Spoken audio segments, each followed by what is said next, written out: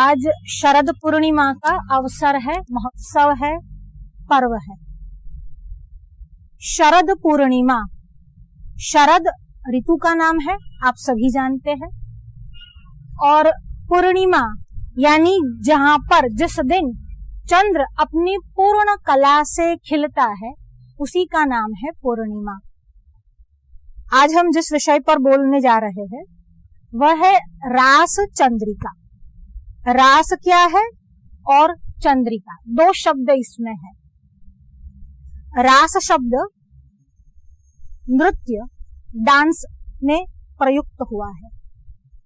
यह जो रास शब्द है वह मूलतः संस्कृत शब्द है लास्य।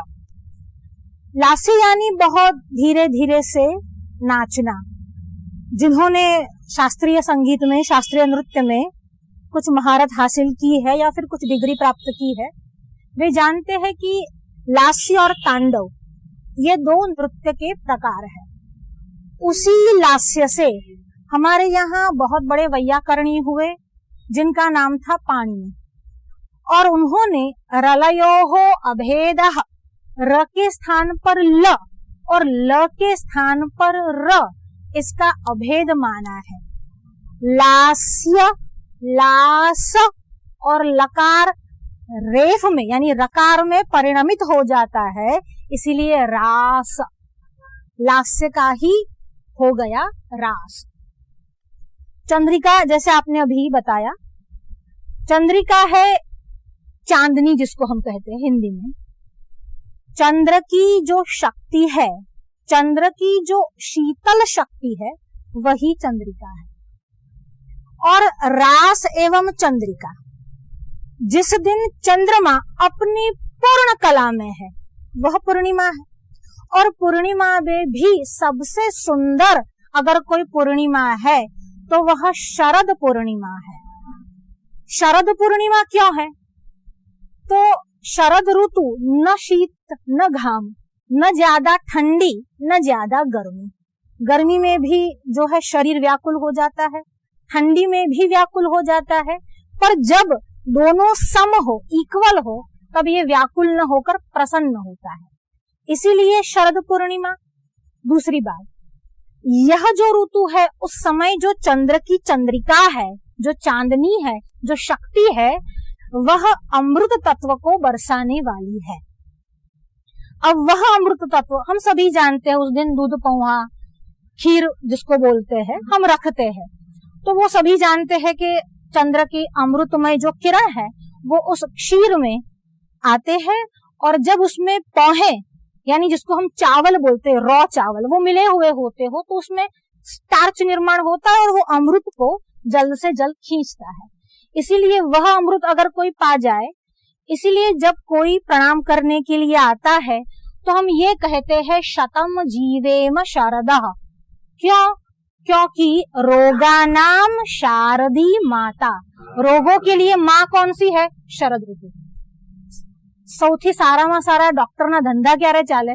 શરદ ઋતુમાં। કેમ? રોગાનામ શારદી માતા, કારણ કે સૌથી વધારે રોગનું જે પ્રહાર જે હોય, એનું વર્ચસ્વ હોય, એ શરદ ઋતુમાં જ વધે। इसीलिए जब किसी को आशीर्वाद देते हैं तब यही कहते हैं शतम जीवेम शारदः, 100 शरद तक जियो। अगर शरद ऋतु अच्छी से निकल गई तो बाकी का वर्ष अच्छा ही जाना है। उस शरद ऋतु में अगर ये कोई खीर पौहे खा ले तो उसको वह एनर्जी, वह शक्ति प्राप्त होती है जो वर्ष तक वह रोगों के सामने लड़ने के लिए आवश्यक है। इसीलिए हम वो क्षीर का, क्षीर शब्द से ही खीर बना है और वो प्रसाद के रूप में सभी लेते हैं। तो ये तो हुई हमारी जो सामाजिक व्यवस्था है, सांस्कृतिक व्यवस्था है वह।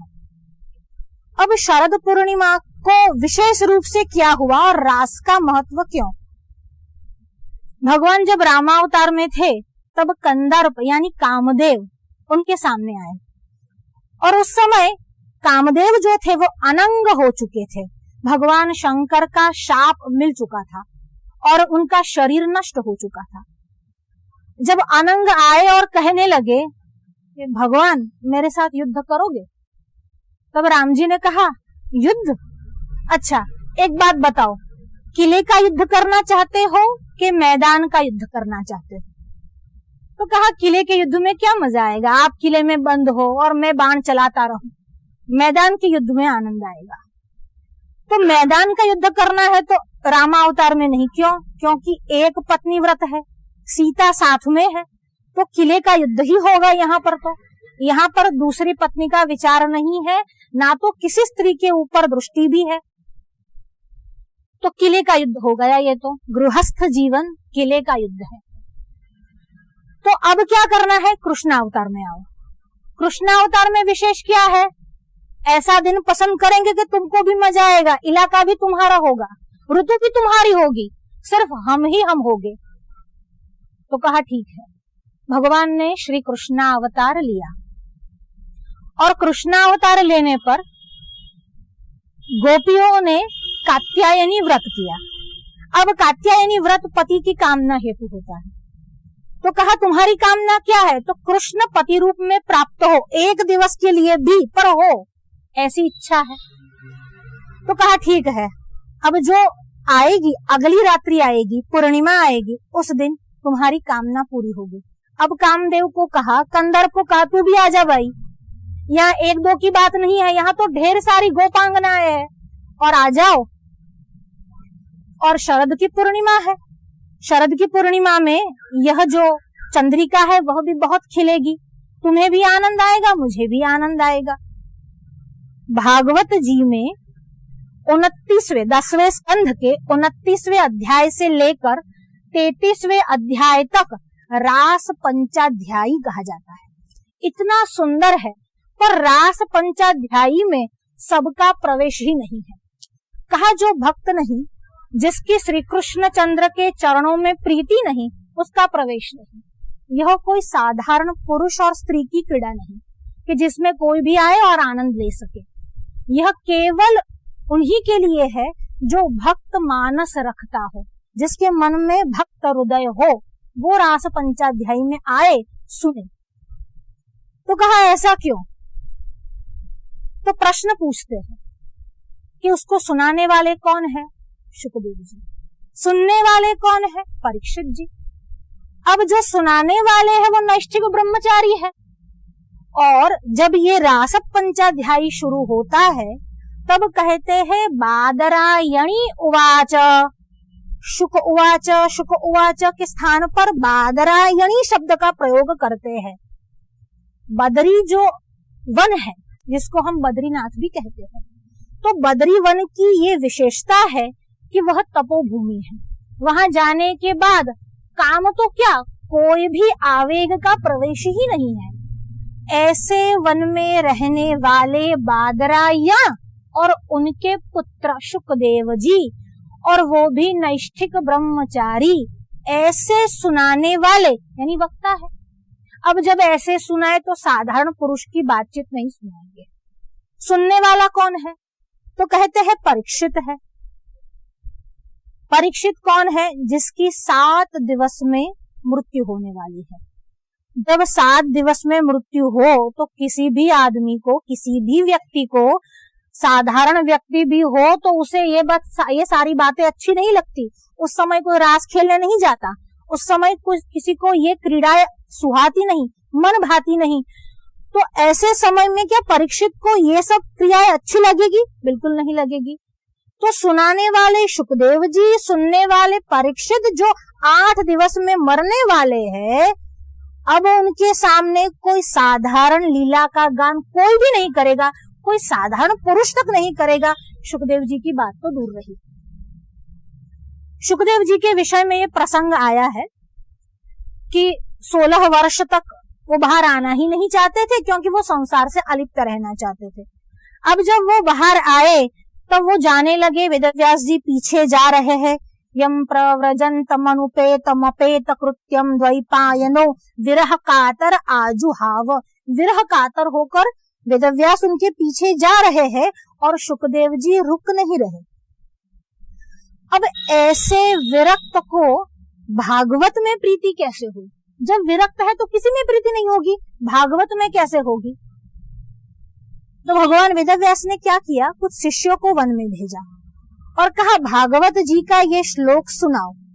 ये श्लोक सुनते ही अगर हरि चरणारविंद में प्रीति है तो वह आगे के श्लोकों को सुनना चाहेगा ही चाहेगा और दौड़ा चला आएगा। अब जो श्लोक सिखाया वेदव्यास ने वो श्लोक था, बर्हा पीडम नटवर वपु कर्णयो कर्णिकारम बिभ्रदवास कनक कपिशम वैजयंतीम च मालाम रंध्रान वेणु रधर सुधया पूरयन् गोपवृंदम वृंदारण्यम स्वपद रमणम प्राविशद गीत कीर्ति बर्हा पीडम। बरही शब्द मयूर, मोर के लिए आया है। एक बार राधा जी के मयूर के साथ भगवान श्री कृष्ण खेल रहे थे। जब वो खेल रहे थे और मयूर के जो पंख थे वो गिरे और श्री कृष्ण ने कहा कि ये तो राधा जी के मयूर है, मुझे तो प्रसाद मिला है। और वो उठाया और वो उठाकर कहाँ रखा? सर पर रखा। क्यों? राधा जी का मयूर था इसलिए। और सर पर रखा और कैसे बांधा? आपीड़म, एकदम कस कसा के बांधा। ऐसा नहीं कि सिर्फ सर पर लगा दिया, कस कसा के बांधा। क्यों कस कसा के बांधा? कि वापस गिर न जाए। बरहा पीड़म नटवर वपु। नटवर भगवान श्री कृष्ण का एक नाम नटवर है और शिवजी का एक नाम नटराज है। वो नटों का राजा है इसलिए नटराज है। और ये नटवर है, नाट्य करने में जो कुशल है, वरमानी श्रेष्ठ, जो नाट्य करने में कुशल है वही नटवर है। और नटवर क्यों है? कि जब भगवान ने ये स्वरूप धारण किया श्री कृष्ण का तो हजारों कंदर्प भी शर्मा जाए। ऐसी कांति, ऐसा लावण्य, ऐसी मधुरता, ऐसा सौंदर्य उनके शरीर में दौड़ रहा था। नटवर वपु। वपु शब्द का अर्थ है शरीर। हमारे यहाँ सुबोधिनीकार हुए वल्लभाचार्य जी, बहुत सुंदर उसका अर्थ करते हुए कहते हैं कि ये वपु शब्द क्यों है।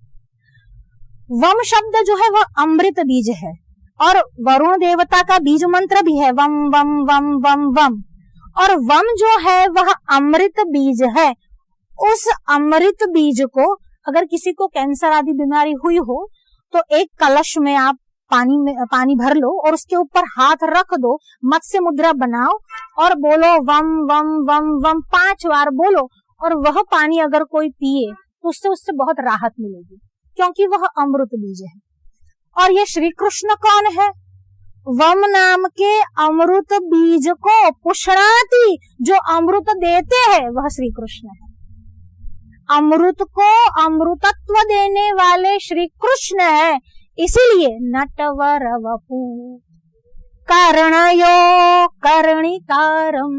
कर्णयो कान के अंदर, कर्णिकार जिसको हम गुजराती में करेण और हिंदी में कहते हैं कनेर।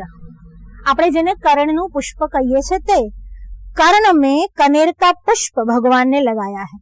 कितनी सुंदर छवि होगी, आप सोच सकते हो। बरहा पीडम नटवर वपु कर्णयो कर्णिकारम बिभ्रद वास। और भगवान के वास यानी वस्त्र कैसे थे? बिभ्रत कनक कपिशम। कनक यानी सुवर्ण, सुवर्ण येलोइश सैफरन कलर का रहता है, तो कनक कपिशम गोल्डन कलर के भगवान के पीत अंबर थे। कनक बिभ्रद वासम कनक कपिशम वैजयंतीम च मालाम। और भगवान के गले में वैजयंती माला थी, उसमें 5 प्रकार के पुष्प रहते हैं और 5 प्रकार के मणि भी भगवान धारण करते हैं, दोनों उसमें बात है। वैजयंतीम च मालाम रंध्रान वेणु। और भगवान वेणु पर सुर छेड़ रहे थे। अब वेणु शब्द को टीकाकार बहुत सुंदर कहते हैं। व, ई और अणु, ये 3 शब्द उसमें आए हैं। व जो है वह विषयानंद, जिसको हम लौकिक या भौतिक आनंद कहते हैं, वो व से तात्पर्य है उसका। ई से ब्रह्मानंद की बात कही है। व से विषयानंद, ई से ब्रह्मानंद और वेणु, वे शब्द से विषयानंद और ब्रह्मानंद, इन दोनों को अणुस्यति, अणु के समान जो छोटा कर दे जो धिक्कार दे, जो तिरस्कार कर दे, उसी का नाम है वेणु।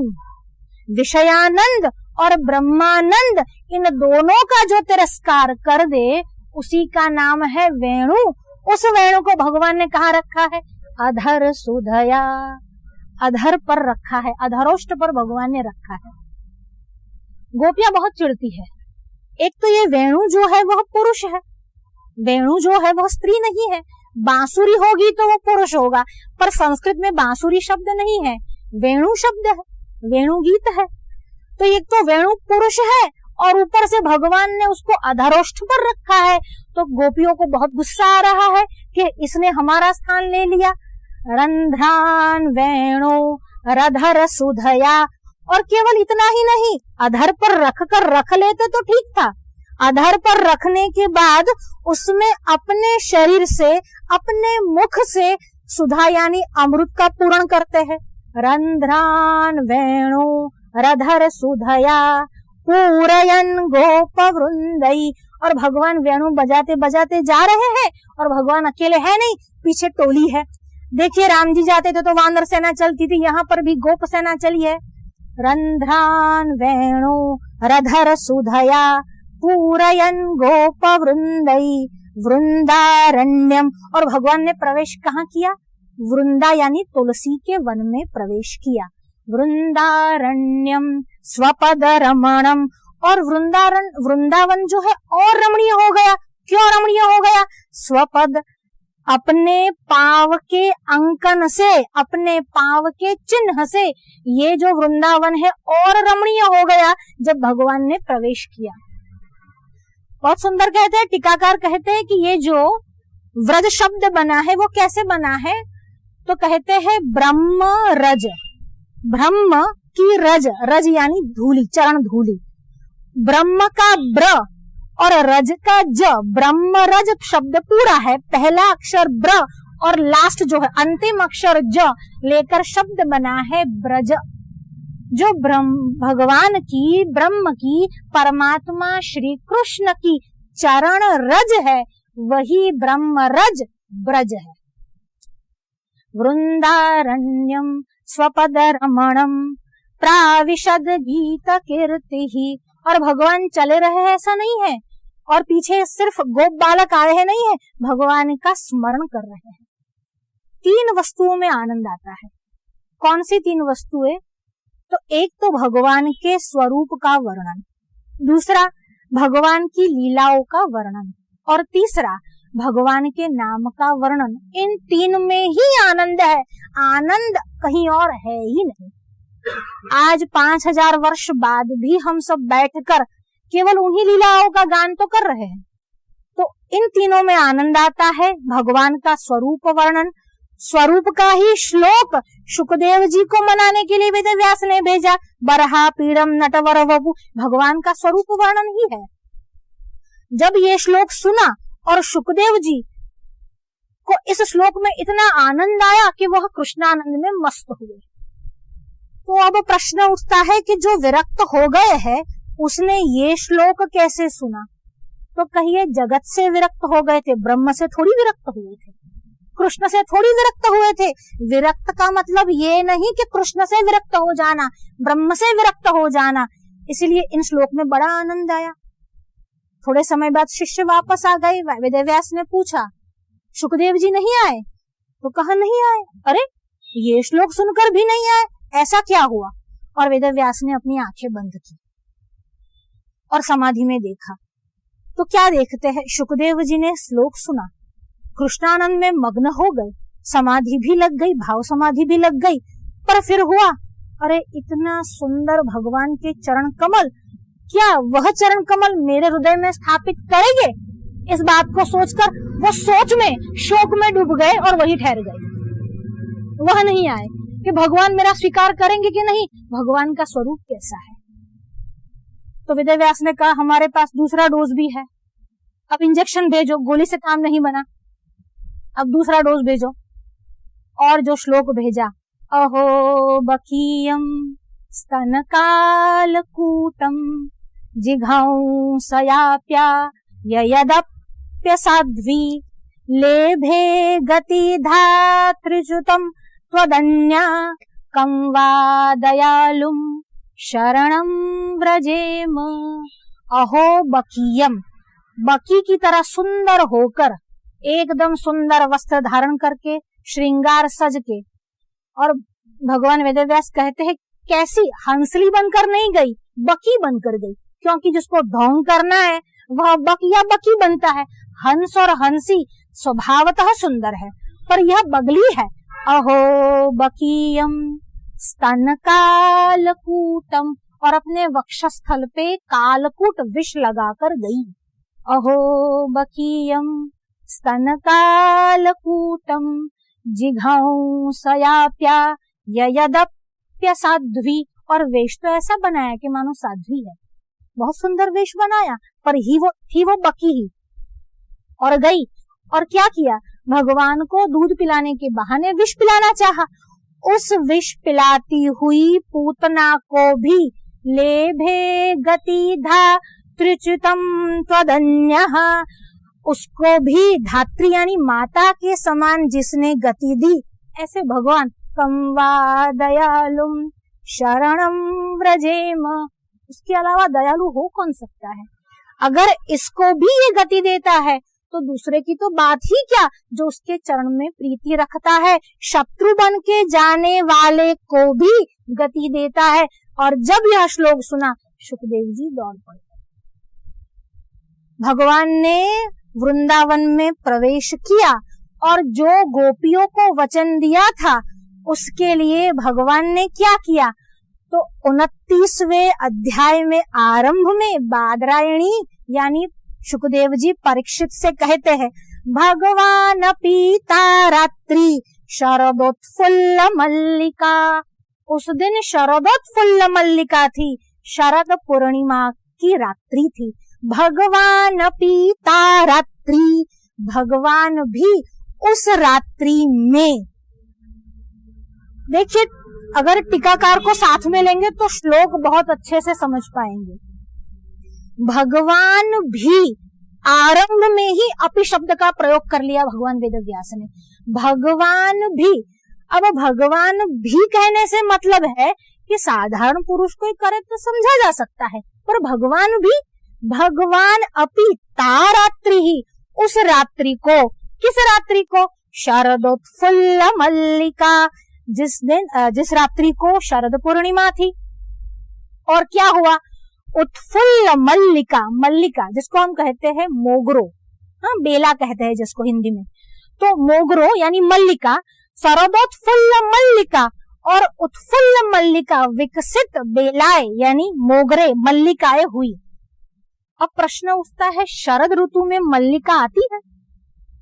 नहीं आती। जो फूलों के विषय में थोड़ा बहुत जानता है, शरद ऋतु में नहीं आती, वसंत ऋतु में मोगरो खिले, ग्रीष्म ऋतु में वह उसकी चरम सीमा पर जाता है।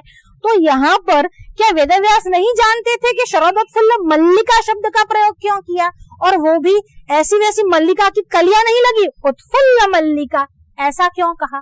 जो साधारण मानवी माली भी जानता है कि शरद ऋतु में मल्लिका नहीं खिलती। तो कहते हैं इसीलिए कहा भगवान पीता रात्रि, भगवान ने भी उस रात्रि को रास किया। अब जब भगवान की रास करने की इच्छा हुई तो मल्लिका भी हो गई, शरद पूर्णिमा थी और मल्लिका भी हो गई। क्यों? भगवान पीता रात्रि, क्योंकि उस दिन भगवान को रास करने की इच्छा हुई। तो रास करने की इच्छा हुई तो कमल भी खिल सकता था, रास करने की इच्छा हुई तो कनेर भी खिल सकता था, अशोक के पत्र भी आ सकते थे, मल्लिका ही क्यों? तो कहते हैं कंदर्प के, कामदेव के 5 बाण हैं। कौन कौन से है? तो अरविंद है, अशोक है जिसको हम जूही कहते हैं, जूही है, एक च्युत करके फ्लावर आता है वो है, और एक है ये मल्लिका। और इन 5 बाणों में कामदेव वो बाण नहीं चलाते, कामदेव जो बाण चलाते हैं वो पुष्प के बाण चलाते हैं, इसीलिए उनका नाम है पुष्पधन्वा। कोई अपनी प्रेयसी को मिलने के लिए जाए तो गिफ्ट में गन तो देगा नहीं, एरो देगा नहीं, बाण देगा नहीं, क्या देगा? फ्लावर्स ही देगा। और फूल में भी अगर उसको मल्लिका जिसको कहते हैं मल्लिका दे यानी मोगरा दे, वो भी मोगरा नहीं जने के भाई वेणी बनाई ने, गजरो बनाई ने, આપણે ત્યાં જ્યારે પ્રેમી પ્રેયસીને મળે ત્યારે પણ એને गजरो એટલે मल्लिकाना फ्लावर्स આપે છે। तो कहते हैं इसलिए क्योंकि इन 5 बाणों में सबसे जो तीव्र बाण है कामदेव का वह मल्लिका है, यानी मोगरो छे। उस मल्लिका को पहनकर अगर प्रेयसी आ जाए तो फिर प्रेमी बच नहीं सकता। तो यहाँ पर भगवान को इच्छा हुई रमण करने की। अब जब भगवान को इच्छा हुई तो शरद ऋतु भी थी, पूर्णिमा का चंद्रमा था और मल्लिका अपने आप खिल गई। भगवान पीता रात्रि शरदोत्फुल्ल मल्लिका वीक्षम रंतु मनश्चक्रे। और भगवान ने वीक्षण यानी ईक्षण किया। ईक्षण करना यानी संकल्प करना। भगवान को मालिक को ऑर्डर देना नहीं पड़ेगा, कैटरिंग को बुलाना नहीं पड़ेगा कि भाई આજે આવવાના છે બધા, તમે જરા દૂધ પૌવા બનાવી દેજો, કે આજે આવવાના છે બધા ફ્લાવર્સ લઈને આવજો। ભગવાને સંકલ્પ કર્યો, મનમાં એવી ઈચ્છા કરી, मन से संकल्प किया और शरदोत्फुल्ल मल्लिका, शरद ऋतु में मल्लिकाएं खिल गई। और वीक्ष्य रंतुम मनश्चक्रे, रंतुम यानी रमण करने की इच्छा हुई, रमवानी इच्छा थई। अब जब रमण करने की इच्छा हुई, या इच्छा तो नहीं कह सकते क्योंकि भगवान आप्त काम है, भगवान ने रमण करने का संकल्प किया। तो रमण करने का संकल्प क्यों किया? जो स्वयं आत्माराम में मस्त है वह रमण करना क्यों चाहेगा? तो कहते हैं ये भगवान की इच्छा नहीं थी, ये गोपियों की इच्छा थी कि भगवान हमारे साथ रमण करे। तो भगवान जो है वो भक्त वत्सल है, गोपियों की इच्छा पूरी करने के लिए रमण करने हेतु मन बनाया। वीक्षरंतुम मनश्चक्रे, और मन बनाया। तो मन बनाया क्यों? तो क्या भगवान तो अमना है, उसका मन कहीं जाता ही नहीं, वो तो आत्माराम में मस्त रहते हैं। पर मन बनाया, भक्तों के मन की इच्छा पूरे करने हेतु मन बनाया। वीक्षरंतुम मनश्चक्रे, तो ऐसे ही बना लिया। अगर आपको दूध पोहा बनाने हैं तो दूध चाहिए, पोहे चाहिए, शर्करा चाहिए यानी शक्कर चाहिए, इलायची चाहिए, तो आपको उसके लिए साधन वस्तुएं तो चाहिए। तो भगवान ने ऐसा कुछ किया, उपाय किया कि ऐसी साधन वस्तुएं ली, तो कहा बिल्कुल किया। कौन सा? योग माया मुपाश्रितः, योग माया का आश्रय लिया। अब हमारा वैष्णवों से, कुछ संप्रदाय वालों से प्रश्न है, अगर माया नहीं है तो इस शब्द को कैसे समझाओगे? अगर आप भगवान आद्य शंकराचार्य को मायावादी कहते हैं तो भागवत जी में आए योग माया शब्द को आप कैसे समझाओगे? क्योंकि अगर माया नहीं है तो भागवतकार ये न कहते कि माया का आश्रय लिया। अब माया का आश्रय लिया तो कहते हैं साधारण माया का, ना ना, योग माया मुपाश्रिता। ये योग माया क्या है? जो माया कोई साधारण मानवी को अपनी ओर आकर्षित करे वो माया नहीं है, भगवान के साथ योग कराए ऐसी माया का नाम है योग माया। उस योग माया का आश्रय लेकर भगवान ने मन बनाया। और मन कब बनाया? शरद पूर्णिमा को बनाया। क्यों बनाया? गोपियों के लिए बनाया। अब गोपियों में ऐसी क्या खास बात है कि गोपियों के लिए बनाया? किसी और के लिए भगवान ने न बनाया। भगवान ने शरद ऋतु को मल्लिका सीता जी के लिए नहीं खिलाई, रुक्मिणी जी के लिए नहीं खिलाई, सत्यभामा जी के लिए भी नहीं खिलाई, और गोपियों के लिए क्यों मन बनाया? एक बार रुक्मिणी राधिका जी को लेकर घर पर आई और कहते हैं, राधिका जी आप हमारे महल में रहो। तो भाई मुझे यहाँ क्यों बुला रही है? नहीं नहीं, हमने आपके विषय में बहुत सुना है। जब भी हमारे प्रियतम, हमारे पति, हमारे स्वामी को आपका नाम सुनाई दे तो वो एकदम से बौरा जाते हैं, पागल से हो जाते हैं, आपके ही विषय में सोचते हैं। तो हम भी देखना चाहती है कि आपकी सौंदर्य माधुरी कैसी है, आप में ऐसी क्या खास बात है जो श्री कृष्ण आपको याद करते हैं। लोग श्री कृष्ण को याद करे वो तो समझा जा सकता है, पर श्री कृष्ण आपको याद करते हैं, तो आप हमारे साथ हमारे महल में रहिए। अब वहां पर रही और वो आपस में बातचीत चल रही है। वो सारी जो वन की किड़ाएं थी वो सारी राधिका जी बता रही है। अब रुक्मिणी ने इतनी सारी बातें सुनी, अब उनके मन में विचार आया कि चलो अच्छा है, अब ये सारी बातें जब मैं श्याम सुंदर को बताऊंगी तो वो और प्रसन्न होंगे। वाह वाह, राधिका के साथ तू बैठ गई, अब तूने भी सीख लिया कि सेवा कैसे करनी है। इतनी प्रसन्न मन होकर राधिका जी को विदा करके वह श्री कृष्ण के पास आई। पास आकर बैठी और श्री कृष्ण के चरण वंदना कर रही है, चरण को दाब रही है, पांव को दबा रही है। अब जब दबाते दबाते श्री कृष्ण के चरण पर उसकी नजर पड़ी तो श्री कृष्ण के चरण में फफोले हो गए थे। फफोले જેને આપણે ગુજરાતીમાં ફુલ્લા કહીએ છીએ, મોટા મોટા ફુલ્લા ગુમડા થઈ ગયા હતા। अब जब फफोले हो गए थे और रुक्मिणी जी को एकदम आघात लगा, रहे भगवान कहाँ गए, किससे मिलने के लिए गए। और रुक्मिणी ने कहा, भगवान ऐसा कौन सा आपका भक्त आपकी राह देख रहा था और आपको पुकार रहा था कि आपने सुधि न रखी, ऐसे ही नंगे पांव और ग्रीष्म में दौड़ते हुए चले गए, तभी पांव में ये फफोले हो गए हैं। तो भगवान ने कहा, तुम नहीं समझोगी, तुम्हारे ही प्रमाद का ये कारण है। अब रुक्मिणी को धक्का लगा। प्रमाद जिसको बोलते हैं कि कोई चीज ऐसे ही छूट जाए, हमारे निष्काळजी ना कारण कोई वस्तु आम में छूटी जाए, उसको कहते हैं प्रमाद, आलस जिन्हें कहवाय। तो तुम्हारे ही प्रमाद का ये कारण है। तो कहा, हमसे कब प्रमाद हो गया, जाने तो कोई बात नहीं, नहीं नहीं आप हमें कृपा करके बताओ कि प्रमाद हमसे कब हुआ। तो कहा, जब राधिका जी यहाँ पर आई, आपने बहुत चाहा कि उनको अच्छे अच्छे पकवान खिलाए और आपने केसर का दूध उबाला और राधिका को दिया। अब जब केसर का दूध दिया, तब जब आपने दिया और आपने दिया तो श्री कृष्ण ने ही दिया, यह समझकर जैसा आपने दिया राधिका पी गई, और जब गरम गरम दूध पी गई तब उसका हृदय जल गया, और राधिका के हृदय में मेरे चरण रहते हैं, इसलिए चरण में फफोले हो गए। जिसके हृदय में भगवान के चरण रहते हैं वो गोपांगनाएं हैं, और ये गोपांगनाएं, गोपी कोई साधारण नहीं है, साक्षात श्रुति देवी यानी वेद स्वयं ही, श्रुतियां स्वयं ही गोपियों का रूप धारण करके आई है।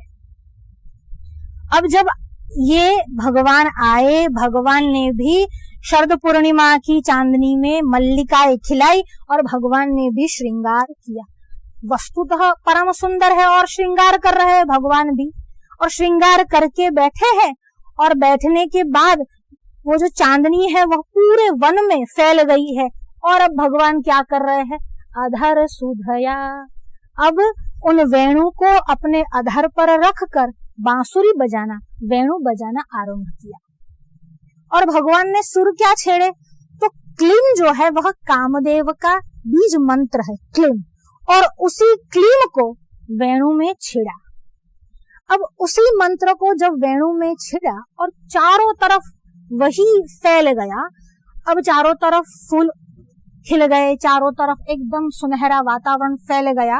उस समय वेणु का नाद भगवान ने छेड़ा और वेणुनाद गोपियों के कानों में पड़ा। अब जब गोपियों के कानों में पड़ा, सब अपने अपने काम में व्यस्त थी।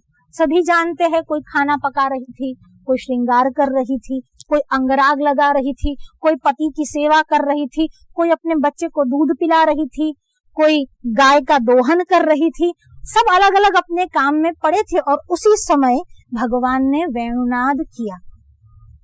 कभी कभी प्राकृत कवि भी बहुत अच्छा लिखते हैं, आप सब जानते ही है, और एक सुंदर काव्य भी है।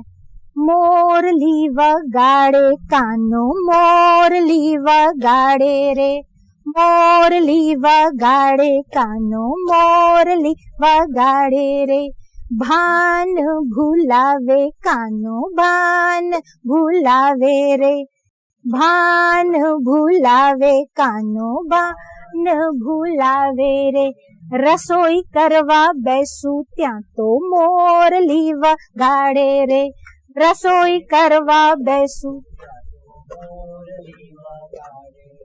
भात नो तू कोलसो थयो दाळमां नथी पाणी रे, भात नो तो कोलसो थयो दाळमां नथी पाणी रे, तपेलामां थई छे ताणा ताणी रे, लापसीना तपेला थई छे ताणा ताणी रे, मोरली वगाड़े कान्हो मोरली वगाड़े रे मोरली वगाड़े રસોડામાં જોયું ત્યાં તો થઈ છે મોટી હાનિ રે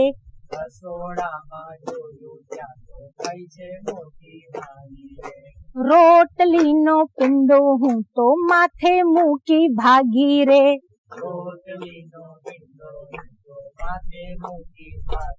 कैसी कैसी स्थिति है। एक जो आटा गूंद रही है वो अपना सर पर रख के दौड़ रही है, दूसरी रसोई बना रही है पर उसका ध्यान वहां नहीं है, अब तीसरी गाय दोहन कर रही तो ऐसी ही दोहती हुई गाय को रख कर वो भागी। अरे अपने बच्चे को दूध पिलाते हुए भी उसको छोड़कर वो गई है, क्यों? रंध्रान वेणु, भगवान ने वेणु पर वो स्वर छेड़ा है। अब वह दौड़ी और दौड़ी, अब एक जो दौड़ना चाहती थी पर उसके सास ससुर खाने के लिए आ गए। अब खाने के लिए आ गए तो वो सास तो जाने देती नहीं और कहा बैठ खाना खा खिला के जा। सासू ससरा जमवा बैठा थई छे मोटी हानि रे सासू ससरा कोड़ियों लेवा जाए त्या तो थाड़ी ऊंची थाती रे। अब लापसी ऐसी बन गई थी, चिपक गई थी। अब जब चिपक गई तो वो जब ग्रास लेने के लिए हाथ उठा तो पूरे वो कौड़ के साथ थाली ही ऊपर आ गई। कोड़ियों लेवा जाए त्या तो थाड़ी ऊंची थाती रे।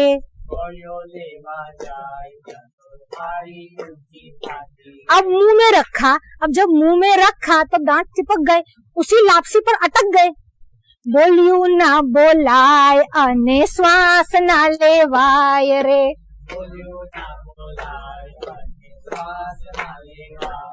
अब वही चिपक गई। एक जो थी वो आटा लेकर चली गई और जब आटा लेकर जा रही थी वो छाछ बेचती थी और छाछ के बदले आटा सर पर रख दिया।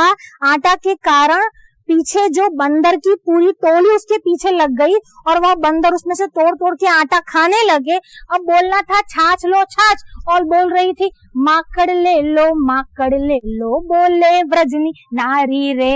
माकड़ ले लो बोले व्रजनी नारी रे। माकड़ ला लो बोले व्रजनी नारी रे।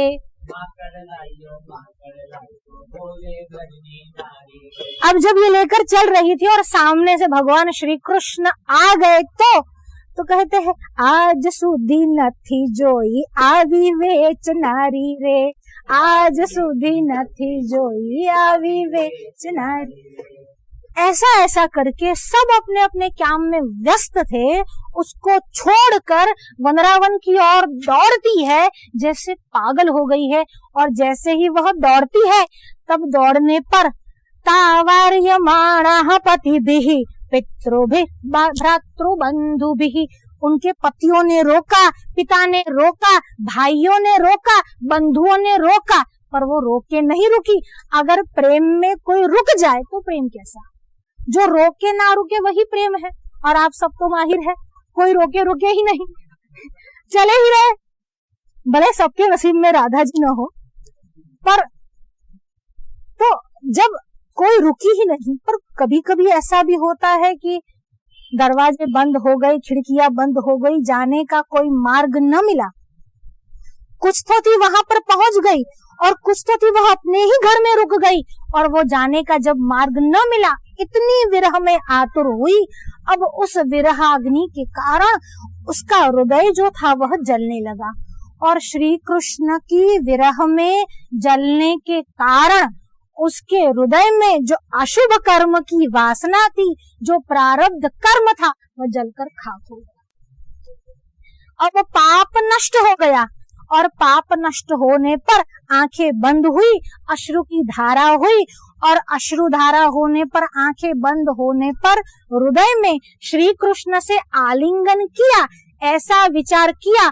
और जैसे ही श्री कृष्ण से आलिंगन हुआ, पुण्य भी नष्ट हो गए, पाप भी नष्ट हो गए, पुण्य भी नष्ट हो गए। अगर निवृत्ति चाहिए, अगर मोक्ष चाहिए, अगर मुक्ति चाहिए तो पाप भी नष्ट होने चाहिए और पुण्य भी नष्ट होने चाहिए। गोपांगनाओं को निवृत्ति मिली, पाप भी नष्ट हुए, पुण्य भी नष्ट हुए। अब कुछ भगवान के पास आ गई है। अब भगवान के पास तो आई है, यहाँ पर परीक्षित के मन में बड़ा संदेह है। परीक्षित पूछता है, हम तो सोच रहे थे ये भगवान है, भगवान भी पुरुष की तरह ऐसी लीलाएं करते हैं, ऐसी काम क्रीड़ाएं करते हैं और परस्त्रियों को बुलाते हैं।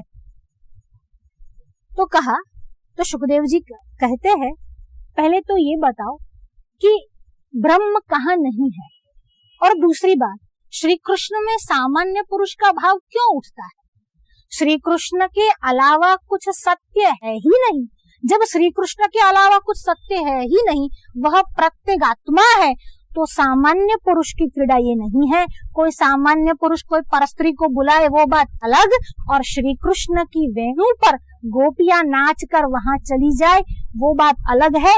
तुम ऐसी बातें मन में न लाओ, क्योंकि सत्य वस्तु के लिए, और सत्य श्री कृष्ण है, उसके लिए कुछ भी अभाव नहीं है। देखिए, श्री कृष्ण को हम माखन चोर कहते हैं, हम उसको जार पुरुष कहते हैं। जार पुरुष, जार शब्द से ही बना है यार, और जो स्त्रियां अपने पति के अलावा कहीं जाए उसको कहते हैं जार क्रीड़ा। तो श्री कृष्ण के लिए ये दो शब्द प्रयोग हुए, एक तो वो चोर है और दूसरे वो जार पुरुष, और वो भी गोपाल सहस्र नाम में प्रयुक्त किए और भगवान वेदव्यास ने किए। तो क्या भगवान चोर है और भगवान जार पुरुष है? तो टीकाकार कहते हैं, चोर है भगवान, मानते हैं, पर तुम साधारण चोर समझते हो, वैसे चोर नहीं। अभाव हो जाए, अगर संपत्ति का अभाव हो जाए, अन्न का अभाव हो जाए, सुवर्ण का अभाव हो जाए, तो उसकी चोरी करने कोई आदमी जाता है, कोई व्यक्ति जाता है, तो उसके अभाव में चोरी होती है। पर भगवान तो पूर्ण काम है, और पूर्ण काम होते हुए वह तो सर्वस्व है, उनके पास क्या नहीं है, क्या नहीं है जो वो चुराने जाए। इसीलिए भगवान पर हम चोरी का आरोप नहीं कर सकते। दूसरी बात, चोरी वो होती है अगर मेरी कोई वस्तु हो और तुम चुरा लो, तो वो चोरी है। इस दुनिया में उसका क्या नहीं है, उसका तो सब है। ईशावास्यम इदम सर्वम यत् किंचिन जगत्यान जगत, यत् किंच जो भी है उसी का है। अब उसी का है तो चोरी कैसी? जब किसी और का हो तो चोरी है। अच्छा, कौन ऐसा है जो चोर को अपने घर बुलाता है कि आओ भाई मेरे घर चोरी करो? पर गोपियां चाहती थी कि भगवान आए और चोरी करे, जानबूझकर दरवाजा खुला रखकर जाती थी और चाहती थी कि चोरी करे। यहाँ तो चोरी करने वाले को नहीं, चोरी कराने वाले को आनंद आ रहा है। ये कैसी चोरी है? इसीलिए भगवान को चोर कहो, पर वो कोई साधारण चोर नहीं है। जिसने गोपियों के वस्त्र चुराए वो इस जन्म नहीं, हजारों जन्म के पातक को चुराने वाले हैं, वह पाप को चुराने वाले हैं, वह मन को चुराने वाले हैं। कौन सा चोर आपका मन चुरा के जाता है? कोई नहीं। तो भगवान चोर है, पर भगवान ये साधारण चोर नहीं है, वस्तुतः चोर है ही नहीं, उनकी लीला मात्र है। तो अब तावार्यमाणा, उनको रोका, जो नहीं रुकी, उन्होंने अपने अंदर ही आंखें बंद कर हृदय में परमात्मा के दर्शन किए, और जो वहां पर पहुंच गई उसने भगवान के साक्षात दर्शन किए। और परीक्षित को समझाते हुए सुखदेव जी कहते हैं, कामम क्रोधम भयम स्नेहम, काम से, क्रोध से, भय से, स्नेह से ऐक्यम सौहार्द में वच, और ऐक्य में और वह एक ही है, ऐसी भावना से भी, और सौहार्द यानी सखा भाव से भी। पहले ही कहा काम, अगर कामना से भी, कामवश भी कोई भगवान को पूजता है, प्रेम करता है, काम क्रोध से भी, कंस क्रोध से याद करता था, शिशुपाल द्वेष से याद करता था, पर फिर भी भगवान ने गति दी। अरे जो विष पिलाने आई उसको भी गति दी। अरे तो ये तो भगवान की सखिया है, वो भी अंतरंग सखिया है। अब भगवान उसके लिए क्या देते? भगवान कुछ दे भी नहीं पाते, क्योंकि भगवान स्वयं कहते हैं, मेरे पास ऐसा कुछ नहीं है जो तुम्हें देखकर तुम्हारे ऋण से मैं उऋण हो जाऊं। अगर मैं अपने आप को तुमको देता हूं तो मैंने अपने आप को पूतना को भी सौंपा था। मैं जब पूतना को सौंपता हूं तो तुम्हें सौंपता हूं, इसमें आश्चर्य की बात कौन सी है?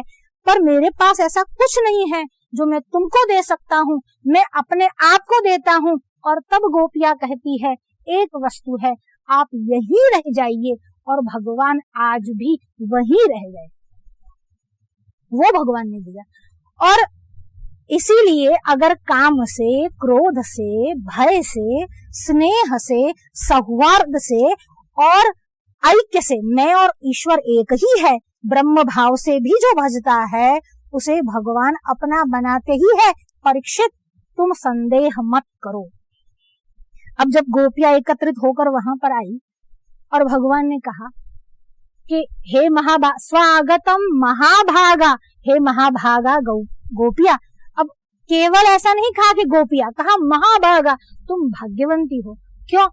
अरे मैं किसी को पूछता ही नहीं और तुमको सामने से बुला रहा हूं। और कहा महाभागा, हे महाभागा गोपिया, तुम्हारा स्वागत है। किम प्रियम करवाणी वह, मैं तुम्हारा क्या प्रिय करूं। अब भगवान गोपी को पूछते हैं कि तुम्हारा प्रिय मैं क्या करूं कि तुमको आनंद मिले, तुम प्रसन्न हो, तुम राजी होकर यहाँ से जाओ। और वो कहती है कि भगवान आपने जो बांसुरी छेड़ी, हम तो सब कुछ छोड़ के ऐसे ही आ गई। तो कहा वृंदावन में, गोकुल में सब कुशल तो है ना, तुम यहाँ पर आ गई, व्रज में कोई आपत्ति आई है? अब भगवान जानबूझकर अनजान बन रहे हैं। तू અહીંયા आई क्या? મને મળવા માટે आई? એવું सीधું નથી पूछવું, એવું पूछे छे कि क्या व्रज में कोई आपत्ति आई है, क्या कोई बड़ी ऐसी विपदा आई है कि तुम्हें मेरी याद आ गई और तुम यहाँ आई? तुम्हें पता नहीं है रात्रि का समय है, और रात्रि के समय स्त्रियों को इस प्रकार से भागकर किसी पर पुरुष के पास आना क्या शोभा देता है? और भगवान यहाँ पर स्त्री धर्म की शिक्षा गोपियों को देते हैं। दुश्शीलो, दुर्भगो, वृद्धो, जड़ो, रोगी, अधनो, इतने इतने दुर्गुण अगर पति में हो, कौन से? एक तो वो दुश्शील यानी बहुत खराब स्वभाव वाला हो, दुश्शीलो, दुर्भगो, अच्छा न हो, उसकी अपकीर्ति हो चुकी हो। दुश्शीलो, दुर्भगो, वृद्धो, अगर पति वृद्ध भी हो जाए या वृद्ध भी हो, वृद्धो, जड़ो, और अगर जड़ भी हो, कुछ समझे ही नहीं, आपको हमेशा ऐसा ही लगे कि ये मुझे समझता ही नहीं है, फिर भी जड़ो, रोगी, अगर पति रोगी भी हो जाए, रोगी, अधनो, उसके पास धन भी न हो तो भी स्त्रियों को नहातव्य हो, पति का कभी उल्लंघन नहीं करना चाहिए। इतनी इतनी बातें हो तो भी पति का उल्लंघन नहीं करना चाहिए। अगर वह पातकी नहीं है तो स्त्रियों को पति का त्याग नहीं करना चाहिए, चाहे इतने दुर्गुण भी क्यों न हो। तुम यहाँ पर क्यों आई? अपने पति को छोड़कर तुम यहाँ पर क्यों आई? अब गोपियां भी बहुत कुशल है, आखिर तो सखिया है श्री कृष्ण की, और श्री कृष्ण को कहती है अगर हम पति की सेवा करती है, अगर हम वृद्ध माता पिता की, सास ससुर की सेवा करती है, अपने बच्चे का लालन पालन और गृहस्थ धर्म का पालन करती है, तो उसका फल क्या है? तो कहते हैं परम पद, और परम पद तेरे सिवा और है कौन? ये सब का फल ही तेरे चरण कमल है, तो हम सीधे तेरे चरण कमल में आ गई। अब जब सीधे तेरे चरण कमल में आई है तो तू हमको यहाँ से भगाने को कह रहा है। अरे हम तो वापस जाने पर कोई हमको स्वीकार भी नहीं करेगा, क्यों? सबको छोड़कर आई है, और हमने अपने धर्म को छोड़ा, अपने पति को छोड़ा, अपने घर को छोड़ा। किस लिए छोड़ा? तेरे लिए छोड़ा, और तू कहता है कि वापस चला जा। और दूसरी बात, तेरे शरण के अलावा, तेरे शरण में आकर भी अगर वापस जाना पड़े तो तेरे शरण की क्या प्रसिद्धि? तो महत्व शू? आ चरण में आईने पाछू जવું પડે? अगर इस शरण में आकर भी पुनः संसार में आगमन है तो इस चरण की प्रसिद्धि क्या, इस चरण की महत्ता क्या, महत्वता क्या? तू हमें वापस मत भेज। और जब भगवान ने बराबर परीक्षा कर ली कि अब मेरे प्रेम का रंग चढ़ा है, ऐसा नहीं है कि आ गई है बस, ऐसा नहीं है, अब प्रेम का रंग जो है बराबर चढ़ा है। भगवान की बहुत सारी सखियां है, राधा जी की बहुत सारी सखियां है। तो ये जब वेणु गीत सुना, मतलब वेणु की ध्वनि सुनी, तो राधा जी उस समय श्रृंगार कर रही थी, क्योंकि भगवान ने कहा था कि अब जो अगली रात्रि आएगी उस दिन आपके साथ में क्रीड़ा करूंगा। इसीलिए राधा जी, अब ये राधा जी कौन है, तो कहते हैं रासेश्वरी है, उसके बिना रास कैसा। तो अब राधा जी अंगराग लगा रही थी, श्रृंगार कर रही थी, और सब श्रृंगार, अच्छा राधा जी खुद श्रृंगार करती है? नहीं नहीं, सखिया श्रृंगार करती है। अब सखिया श्रृंगार कर रही थी और राधा जी को पूरा श्रृंगार हो गया था, केवल अंजन लगाना बाकी था, और भगवान ने वेणु की तान छेड़ी और राधा जी दौड़ी। अब अंजन हाथ में ही रह गया और अंजन लगा रही थी और राधा जी दौड़ी, और जैसे ही श्री कृष्ण के पास आई, श्री कृष्ण ने हाथ पकड़ा, उसके मुख की ओर देखा और कहा 16 श्रृंगार करके आई हो, काजल नहीं लगाया, श्रृंगार नहीं किया। और भगवान ने उसको शिला पर बिठाया, अंजन मंगवाया और खुद हाथों से अंजन लगाया। वो शिला आज भी वृंदावन में है, जहां भगवान ने राधा जी को अंजन लगाया था। तो वो अंजन लगाया, फिर राधा जी भी आई, अलग अलग गोपियां भी आई। अब तो गोपियों की परीक्षा भी हो गई है कि गोपियां जो है वो एकदम तैयार है। अब जब तैयार है और क्रीड़ा आरंभ करनी है, तो भगवान ने क्रीड़ा आरंभ की। जैसे ही क्रीड़ा आरंभ की, उसी समय पूर्णिमा का चंद्र बराबर अपनी मस्तिष्क पर आया, पूर्व में उदय हुआ। जब शुक्ल पक्ष होता है तब पश्चिम में होता है, और जब शुक्ल पक्ष से पूर्णिमा की ओर होता है तब चंद्र जो है वह पूर्व की ओर आता है। अब चंद्र पूर्ण रूप से खिला, क्यों? एक तो चंद्र के जो वंश है वो श्री कृष्ण आज क्रीड़ा कर रहे हैं, वो श्री कृष्ण चंद्र है और यह चंद्र है। अब ये खिले हुए हैं तो ये भी खिले हुए हैं, दोनों खिले हुए हैं। अच्छा, पूर्व में क्यों है? तो कहा जैसे ही सूर्य नारायण शांत हुए, यानी पश्चिम में लय हुए, वैसे ही यहाँ पर उदय हुआ। और पूर्णिमा का रात्रि है, चंद्र उदय की ऊपर कला के ऊपर है, यहाँ पर भगवान ने क्रीड़ा का आरंभ किया है। भगवान सब गोपियों को स्पर्श कर रहे हैं। तो कहते हैं इस प्रकार क्या स्पर्श करना उचित है? भगवान ने जब कंस का वध किया तब भगवान की अवस्था 11 यानी 11 वर्ष की थी, और जब रास क्रिया तब किया तब 10 वर्ष की। अब 10 वर्ष का बालक किसी को प्रेम से, वात्सल्य से छू ले, स्नेह से, तो उसमें कौन सी हानि है? तो कहा ऐसा तो नहीं था, भगवान ने वरदान दिया था कि तुम्हें पति रूप में एक दिन मेरी प्राप्ति होगी, इसीलिए नहीं जानता था, ऐसा तो नहीं था। आप कह रहे हो कि किशोरावस्था थी, कुमारावस्था थी, जब बालक स्वरूप था और बालक के मन में ये कोई प्रकार का भाव होता ही नहीं है, तो ऐसा नहीं था, क्योंकि भगवान की तो कुमारावस्था थी, पर भगवान ने वचन दिया था कि पति रूप में प्राप्त करोगे। तो कहते हैं एक तो भौतिक रूप से भगवान कुमार यानी 10 वर्ष के थे, इसलिए कोई हानि नहीं। दूसरी बात, अब जब आप कहते हो कि भगवान जानते थे, और जब भगवान जानते थे और जब वो भगवान है, तब दोष कैसा? अगर देवता भी स्पर्श करे तो दोष नहीं है। अग्नि जो है वह आप उसमें हवी भी डालो और मांस भी डालो, दोनों को पका देती है। एक छोटा बच्चा लघु शंका करे और आप अर्घ्य दो तो भी सूर्यनारायण ग्रहण करते हैं, और बच्चा लघु शंका करे तो भी सूर्यनारायण सुखा देते हैं। अगर देवताओं का स्पर्श दोष नहीं तो देवताओं के भी देवता है, जो परब्रह्म परमात्मा है, उनको स्पर्श दोष कैसा?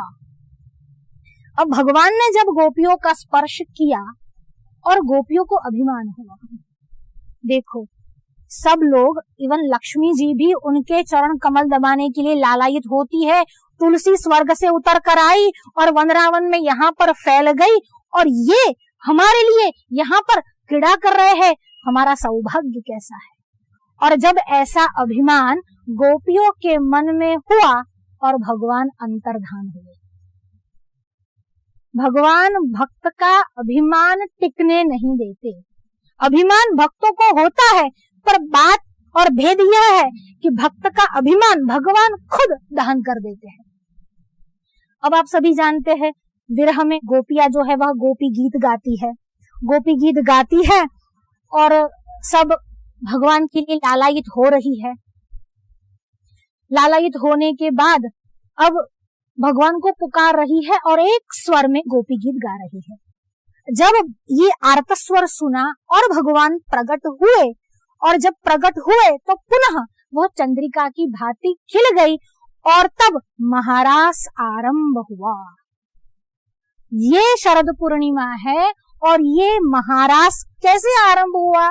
जब गोपियों का अभिमान टूटा, जब अहंकार शून्य हो गई। देखिए भगवान ने व्रज स्त्रिय के जब ये वेणु का गीत छेड़ा था, निशम्य गीतम, उस गीत के द्वारा कामदेव का ही आह्वान किया था।